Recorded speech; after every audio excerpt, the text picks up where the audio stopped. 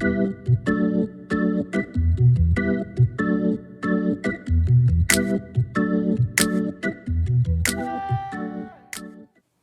and welcome. The New Voices series are 5 sessions with Ottawa artists that represent different demographics: Indigenous, Black, Two-Spirits LGBTQ+, New Canadians, and artists with a disability.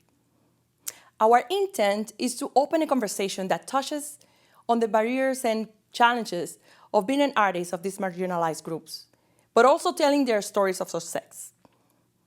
We would like to acknowledge the sponsorship of Factor, who made possible this project. The New Voices series is very well aligned with a Share World Fest mandate as an advocate by bringing awareness to audiences about the contributions of equity-seeking communities and providing artists a platform to amplify their voices. I hope you enjoy them. Hello and welcome back to the New Voices series. And today is one of the other episodes that I'm very, very happy and honored to present this artist. This is a Black musician, Wise Atangana. Welcome.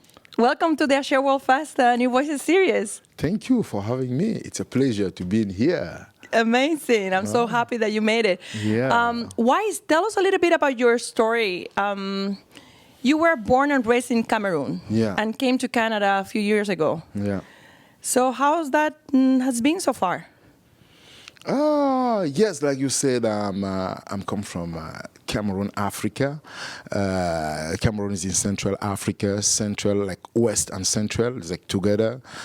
Yes, I was born and raised there, but I moved in Canada like 2013. The family, I moved here with my family, my wife, and we based here. Yes, for now, it was a great experience, to be in here, to be introduced to another culture, another world. As an artist, it's always interesting to connect with different culture, different world. It's been good. Amazing. And you're pretty much considered a hip-hop artist, urban. What are your styles? Yeah, that's a good question. Yes, like I said, growing up in Cameroon, in Africa, I was really exposed to a lot of different rhythm. And Cameroon is a particular country because, like I said, Cameroon and Canada, I think, is where the country was colonized by French and English. And when I'm in Cameroon, we are very exposed to, we are very exposed to very many different culture and music genre of music. Now I'm more as hip hop, story poet, lyricist. I see myself as lyricist first.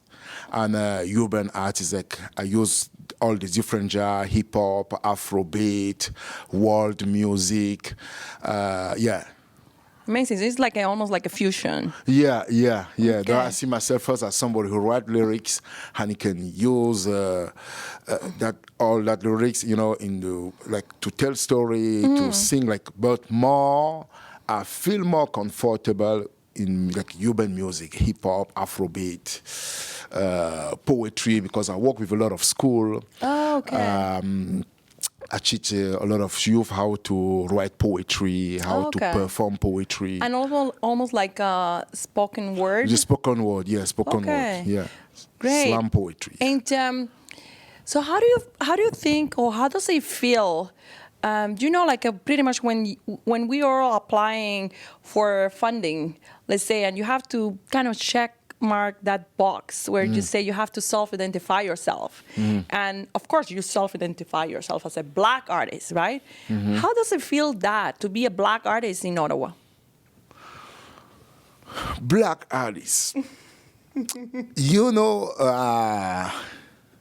I used to that name also because, like I said, growing up in Cameroon, Africa, coming here, I wasn't used to that name black, black man. Exactly, because it depends on the context, Yeah, right? yeah. You are in a black context already. Yeah, But here, and that's specifically what I want you to maybe address. How does it feel to then come to a context where it's not majority black? So then it's like a now,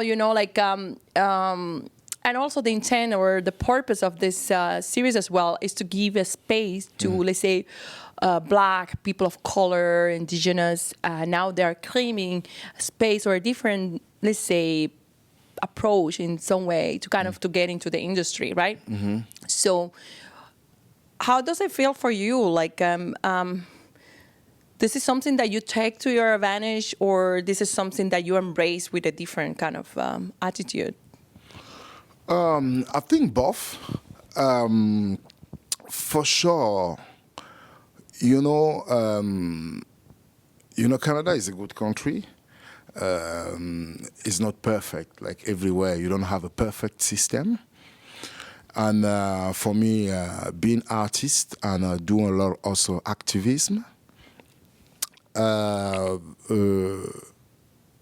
yes, like when I was in Africa, coming in Canada, like I didn't know a lot about Canada, like what's happened, like systemic things and problems and indigenous and black and thing like.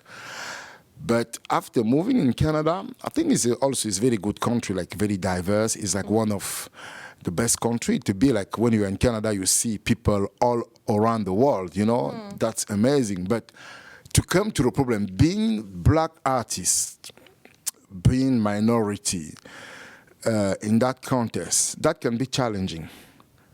And first, because, when you move here, if you are an artist, it's difficult to keep practicing your art because after moving, the first thing, you need a job, you need a thing, you need thing. You spend at least 5 years trying to do all that things. Or figure out how the system works. Yeah, and then it takes a while for you to understand this new other approach. But again, being black is part of your story, of your songs, what you tell when you're having, let's say, an act of a spoken word, or you just approaching a new, let's say, album, right? Yeah. And you already mentioned about the transition of being an artist into an activist. Yeah. Tell us a little bit about this new center that you are now focusing as well, which is the first Afro-Black Cultural Center. Yeah. Yes, I think like I've been doing that a long time. Like I am an artist who always have a vision and to inspire, empower. That's, I think my creativity when I create is always around that. Creating the Afro-Black Cultural Center is something that happened last year. Like I said, when I moved to Canada, when you are here, you learn new things every day. And working with artists, with school, I start to realize a lot of things, because I go to a lot of school, performing, doing a workshop. Sometimes kids approach me in the black community. My connection was a little bit, but when I moved in Canada, because my wife, she's Canadian, I know the experience was a little bit different because I wasn't connect. I was connect with a different community, but after like 1 year, 2 other years, like, because when I moved here, I was father, I was busy, no time to start doing stuff. It take time a little bit to start connect with other different community, like black community, you've like start to understand, like, there's a lot of problem. But opening the Afro-Black Cultural Center started like last year, after George Floyd, when George Floyd died in front of everybody for nothing. And I was trying to understand, like, what's a systemic racism, because coming from Africa and Cameroon, we was colonized. Like, there's a colonization.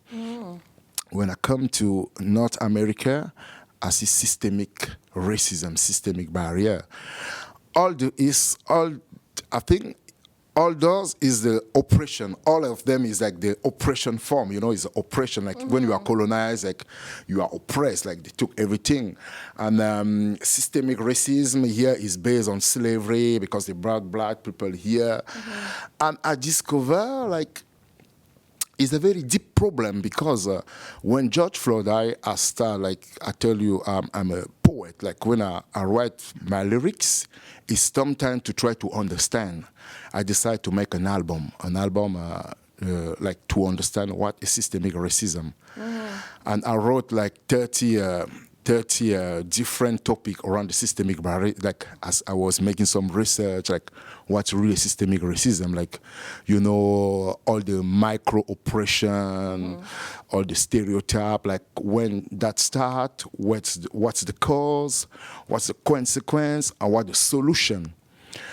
Yes, that was the beginning. Yes, you can go. You have a question? No. It's great because I think and it's important like how some social movements or incidents like you mentioned the unfortunate death of George Floyd impacted in some way in people like creating a new initiative or kind of like start seeing things with a different lens. Yeah. And I think that's when I believe in Canada, let's say we start talking about BIPOC, Black, Indigenous, and people of color, and creating spaces and more opportunities for these equity-seeking communities that had been marginalized for a long time, and now they deserve a better treatment, deserve a better spotlight. So you already mentioned that you work as well in an album, like there's an album coming out? Yes, an album coming out. Last year, like I said, I did an album for Justice for Peace, Black Lives Matter. It was trying to understand systemic racism. But now I'm coming with a new album, to have more fun, to empower, inspire, having fun, because, we have a pandemic time. Is difficult. It's not a good time to release an album if you don't have a big label and thing. But I was lucky to be supported by Canada Art Council, and I have some team behind. We are working to trend. Also, like I said, for Black artists, minority artists, we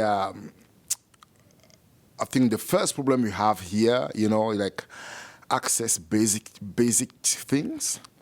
That's why I create Afro Black Cultural Center, because with Afro Black Cultural Center was like, systemic racism, systemic barrier is like you don't have basic thing because you need sometime, because systemic barrier racism is something that was built in slavery time.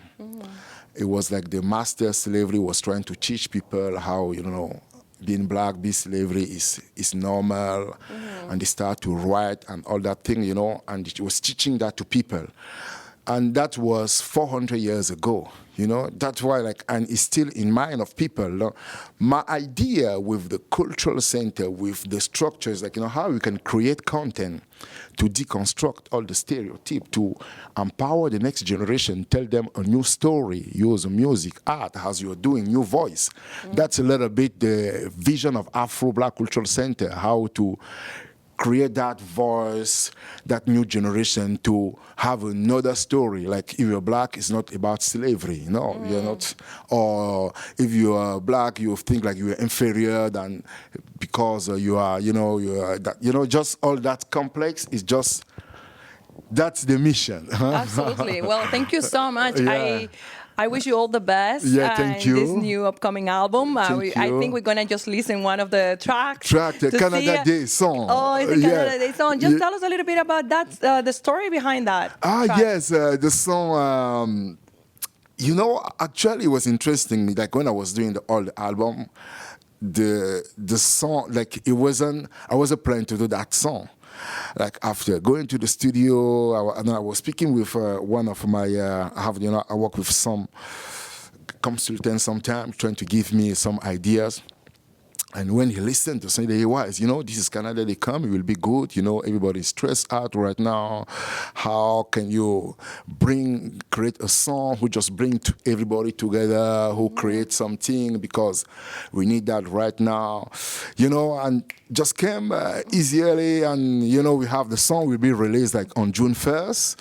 Okay, And we have just a month before Canada Day. Canada Day, we have a whole TikTok challenge dance. We'll go. We have a whole campaign. We have amazing. Yeah.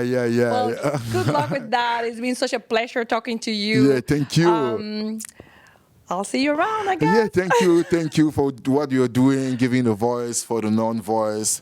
That's very good. Thank you very much. Pleasure. Yeah. Pleasure. We can do it. It's a way to go. We can do it. Welcome back to the New Voices series. And today is an honor, a privilege to introduce you. Well, probably I don't need to introduce you because you already know her. She is KellyLee Evans. Hey, Yasmina. Thank you and welcome. Thank you so much for having me. It's a pleasure. It's a pleasure to. I've been looking forward to have this conversation with you. And so I'm so honored to, be able to be here to speak with you. And thank you for putting this series together. Yeah, absolutely. So let's start talking about the main intent of the series. So the main intent of the series is just to talk with different artists from Ottawa and see how do they check this box of equity-seeking communities. So this is where we start. And it's interesting because when I first called you to come to this series, I say, well, obviously the main box will be Black artists. So, but it's not only that, right? No, it's not only that. I also checked the box of disabled artists. And it's funny because I have not wanted to check that box, and it's really just being realistic about my abilities and my limitations that helped me make that decision to just own up to the fact that, that's what I have to do. And every day I get to get a sense of like what I'm able to do and what I'm not able to do. And it's hard, I think, because I used to have certain abilities and I don't have those abilities anymore. And yeah, so two boxes checked. So it's been a kind of, one of them has been a journey that it took you a while to kind of identify that. Why it took you a long time to, let's say, to kind of, you were hesitating and checking that box of the... I'm going to say both of them were a journey, Oh, okay. Because I think as a Black person growing up, my mom definitely, obviously I knew that I was a Black person, but it wasn't like every single day I'm like, oh, I wake up, oh, I'm a Black person. I wake up, I'm a Black person. You know what I mean? Black singer. That's just not how I go through life. You know? No, I go up, I get up and I'm like, oh, geez, I the alarm again, you know what I mean? Exactly. Yeah, so I'm just living, right? I'm just Absolutely. living life. And generally it's people outside who tell you, so it's the limitations that bring you into clarity about what people think about you and what's expected of you and what you can achieve within a specific space, And I feel like I came into this industry with really big eyes and really big dreams and big hopes and big expectations. And it's only through certain, limitations that might get put down that I'm like, oh, okay, what's that about? You know what I mean? Yeah. And then I'll be like, nah. And then I'm like, oh, okay. And sometimes it's super explicit. It'll be a label saying we already have a blackballed female, Okay. which was one that I heard, at a major label. My manager said that this particular label wasn't willing to sign me because they already had a black-balled female. Can you imagine them saying we already have a blonde female or we already have another white male? Oh my goodness. It would never happen, right? But that was so super clear. And so, I mean, for many years, I could fight against that. And I think it's only really in the last few years of kind of coming to terms with those limitations, and not to say that I'm okay with them, but I'm like, okay, I can see them now. That's been clear. And then in the last few years with the the physical limitations, it's just like, if you constantly like banging your head into a door, like I'm just like, basically for me, it'll be overdoing it. Or it's not even overdoing it. It's doing it at the level that I thought I could do it before, which probably was too much anyway, right? So like doing 20-hour days, and being on stage or backstage or at the venue until midnight and waking up at like 4 or 5. We're getting back to the hotel, not getting to sleep until 2, waking up at 4 or 5 to get in the lobby to get on another flight. And then the flight, the travel, the interviews, the sound check, doing the show. It's overwhelming. It's overwhelming, right? And so doing that night after night after night, I could do that before. But now since I've had 2 accidents, 2 brain injuries, and since those accidents, my body does not act the same way, but I thought it should, So that has been, or I thought it should heal, like it's now been since the first accident was a lightning strike in 2013. I remember that. And the second one was scary. It was scary. The second one was a head injury in 2015, and I'm still not better. So I think this last year, even the last few months, every single day, I get to say, okay, I'm not getting better. So what am I going to do with that? Yeah. So that's a long answer, but that's But I guess you're embracing this new you, and of course, I guess you were kind of fighting with yourself, saying, no, I'm able to do that. And I think one of the things that the pandemic have done to all of us is kind of to put us to stop and to think about, wait a minute, I have been doing a lot. So now that I'm being asked to stop and be still, how much I can handle, right? And how much I'm overdoing myself, right? So in that same line, so you say that kind of like before the pandemic, you already kind of were slowing down, or was the pandemic actually kind of like force you to stop? I wanted to slow down, but I couldn't because I had all these bookings, And I mean, even during the last few days of the pandemic, we were on tour in France, and like each day I was hearing more and more about what was happening in Canada and North America, and in Europe it hadn't really, in Italy I think it had already started getting like testy, but in France it was still like, oh come on, And I remember talking to my agent every day. It was like, can we go back home? And it's like, well, let's just like finish, let's just take it to like the last, let's wait until they cancel. Let's wait until the venues cancel. And finally, we couldn't do our last show because I think the French government said no gatherings over 100, and we had a concert of 300.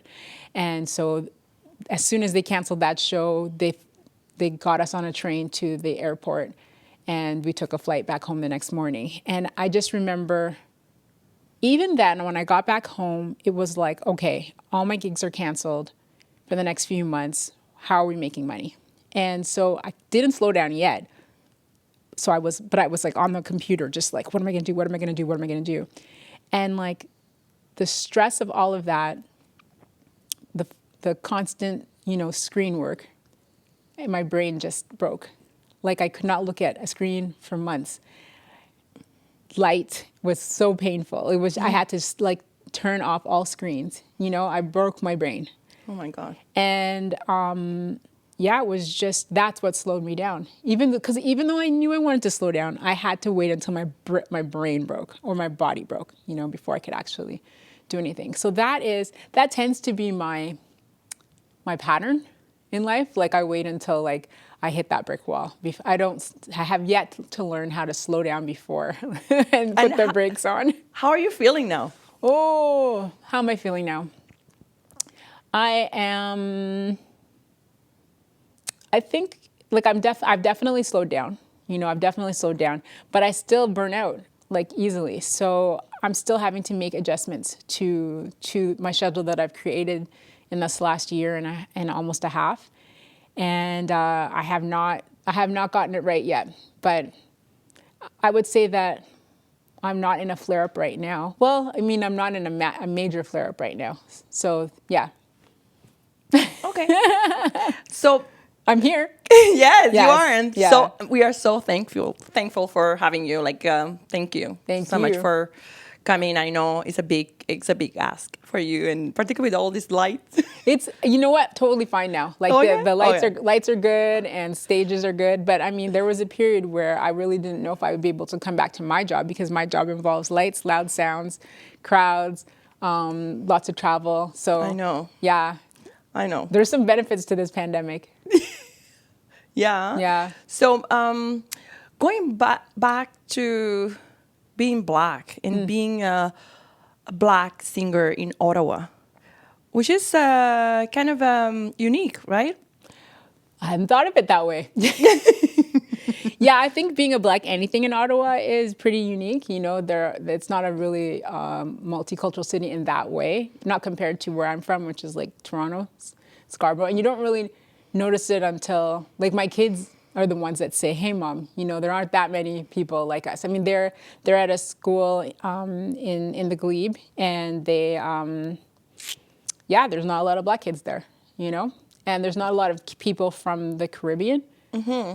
I remember when I came here to go to school, I came to go to Carleton University, and a lot of people, black people that came to Carleton University went back to their communities after they graduated. But I stayed because I loved Ottawa. But you know, even now, like I notice that there's like a lack of that particular. I mean, the community is here. It's just small. It's just small. So yes, the fact that I am a black singer, I had not even thought about that. You were correct. A black singer in Ottawa. There aren't that many of us. I'm not even. Yes, there's Angelique. I'm trying to think like, who else is here, and they're all going to be like watching this, being like, "I'm here," but I Yeah. don't know that many. I don't know that many. Yeah, but I guess Man. let's say you're already established, you already have a career, and kind of like I would say younger generation will look up to you like as a model. I don't know. But it's funny that you say I'm already established, I already have a career. I mean, like, so I've had success here in Ottawa, but I would say that like the kind of music that I chose, jazz is not really, like, it's not really a big style of music in Canada. And there isn't that same, like, for instance, like the more of my success, you know, obviously, like, I've had huge success at all of the festivals here in town, so they've welcomed me. But here in Canada, as a whole, this music isn't as celebrated, especially if it's made by black people. However, in Europe, it's like The States. Yeah, they almost only want to see like black artists. That's you right. know? And so it was so much easier for me to get a record deal in France. You know, I had a publishing deal with Universal France, right? So my record deal was with Universal France. So, and the big crowds, like when I'm playing at a festival opening for John Legend in front of, like, I don't know, 20, 30, 40,000 people in France, right? The likelihood that that's going to happen here in Canada, not so likely, right? So, I mean, yeah. But this is a challenge, right? You know what, I decided to not look at it as a challenge, and just, instead of like trying to force an audience here and force radio play here, I just looked at the places that would accept me, you know, and so I knew that, like, the Ottawa Jazz Festival, they would accept me, and you know, and it's amazing, like, even Music and Beyond, like, they program me, you know, Yeah. and playing at different, you know, like, I've played at pretty much all the venues here in Ottawa, and Montreal Jazz Festival's had me, and in Vancouver and Victoria, like, all of them have had me, you know, here and there. And then I saw, like, okay, look at that. Out in Europe, they're very interested in my music. So instead of trying to, like, break down doors here, go where people are excited to hear you, because it can be a lot of work just, you know, being one person trying to break down doors and convince people that they should listen. And also, like, CBC, that's the thing, like, I can't be somebody complaining about not being heard, because I made a style of music that is like, it might not be fully, like, I didn't focus on standards. So I think if I'd focused on standards, I might perhaps have like a larger career, but I still focused on urban music, you know, soul. And, Contemporary. yeah, and exactly. Jazz, yeah. R&B, soul, mixed with jazz. So there's like, it's somehow still found a home on CBC. So now that there's kind of, let's say, a lot of changes happening across the board, like it's a big, let's say, talk about diversity, equity, inclusion, and bringing that not only into programming or mainstream venues. How does it feel like you being an amazing performer, but I know you also do some kind of advocacy work and kind of translating that message into different levels of the conversation? I do, but I would say like it's not something that I wanted to do, you know? Like it really isn't. Because I think I realized, you know, when I started working at the National Arts Center in November, and What was the position? the position, I was working in HR, you know, and just doing some kinds of trainings and just doing little projects that needed to get done in HR. And yeah, like they needed to do diversity training. And so that is a project that got put on my desk. And I remember being like, I don't really want to do this. But because like I have like these blinders on, you know, for a very long time. I did study about this a lot, and I just didn't want to be angry all the time. And so I was like, I do not want to do this. But then as I started to learn more and more, as much as it would hurt my heart, I could see that, like, you know what? We don't know when this time, when people are interested in learning about these subjects, we don't know when it's coming again. We don't know how long it's going to last. We don't know how long the interest lasts, but we know human nature, right? So we know that you have to strike, right? While the iron is hot. Absolutely. And so I looked at it and I'm like, well, I don't really want to do this work, but I'm being called to do the work. And I've always wanted to be of greater service, you know? And I kept thinking, I'm looking at my kids, and one of them is interested in the arts. The other one's not so much, but just seeing them and being like, how would I feel if I said, yeah, I had an opportunity to help out and I didn't take it? And so I always felt like I'll just do what I can for as long as I can. I feel like I'm at my limit just because there's just such a high burnout rate with this kind of work, because your soul is involved in it. The people that do this work like year after year after year and keep showing up and are not heartbroken, I don't know how they're doing it. You know, like I'm barely lasting, you know? It's very challenging. It's a very challenging work. But necessary. Very necessary. So I just feel like I'm happy to have done a small part. And now, since in the last couple of weeks, they've hired a director of diversity, and they've hired another person to be the outreach coordinator. Yeah, and so those people can come now and like take the ball, and they keep hiring more and more people of color, which is amazing, you know? And so for me, I'm just like, okay. And now I can't unsee what I saw, and I can't unlearn what I learned. You know, like what I've learned in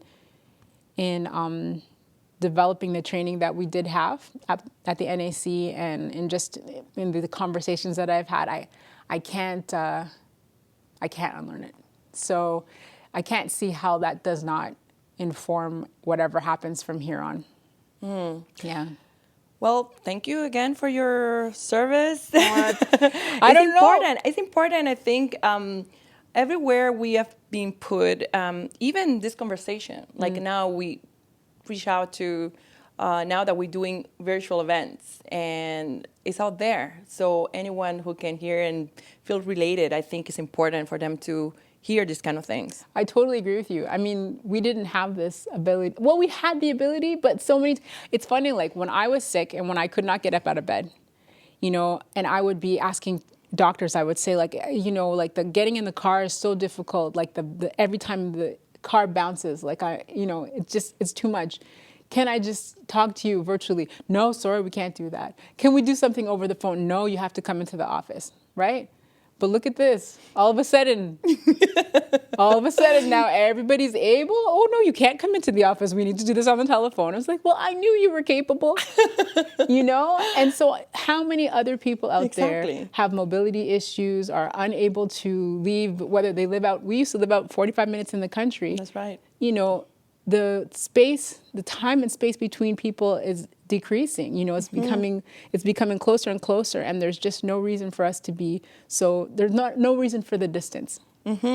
So I'm excited to see, you know, what comes after. My hope is that this continues. I don't mean the pandemic. Obviously, I do not want the pandemic to continue, but the connectivity.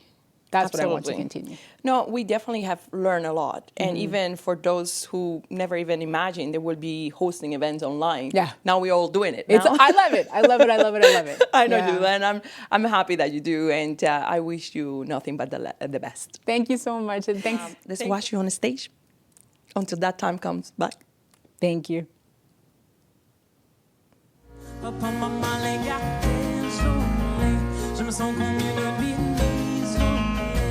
J'ai de quoi toi et le parler, pas à pas je me dis c'est pas vrai. Papa, maman, les gars, désolé.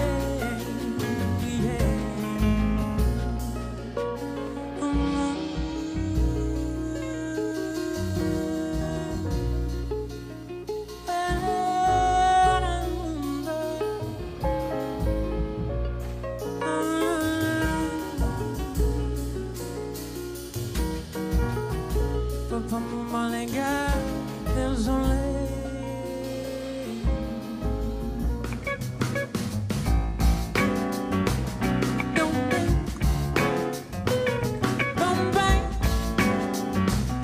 His bones are sweaty, these weak bones are heavy. There's vomit on his sweater already. Bones spaghetti, he's nervous. On the surface, he looks calm and ready to drop bombs, but he keeps on forgetting what he wrote down. The whole crowd goes so loud, opens his mouth, but the words won't come out. He's choking now, everybody's choking now. Clocks run out, time's up, overblown. Snap back to reality. Oh, goes gravity. Oh, goes gravity. Choke, so mad, but he won't give up. That is a no, he won't have it. Knows his whole back to these ropes. Don't matter, he's dope.